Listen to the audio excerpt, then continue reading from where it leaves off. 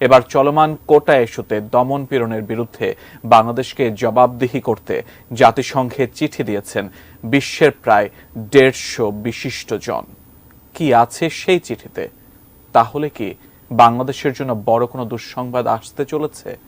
বিস্তারিত জানাচ্ছেন এসআই রাজ। কোটা সংস্কার আন্দোলনকে ঘিরে বাংলাদেশে সৃষ্ট পরিস্থিতি নিয়ে উদ্বেগ জানিয়েছেন বিশ্বের বিভিন্ন বিশ্ববিদ্যালয় ও শিক্ষা প্রতিষ্ঠানের সঙ্গে যুক্ত শিক্ষাবিদ, লেখক ও বুদ্ধিজীবীরা। জাতিসংঘের মানবাধিকার হাই কমিশনার ভলকার তুর্ককে এক চিঠি দিয়ে এই উদ্বেগ জানান তারা। একই সঙ্গে এ বিষয়ে অবিলম্বে পদক্ষেপ নেওয়ার আহ্বানও জানিয়েছেন বিশিষ্টজনেরা। জাতিসংঘের মানবাধিকার হাই কমিশনার বরাবর লেখা ওই চিঠিতে প্রায় 150 জনের মতো বিশিষ্টজন স্বাক্ষর করেছেন। বিষয়টি নিশ্চিত করে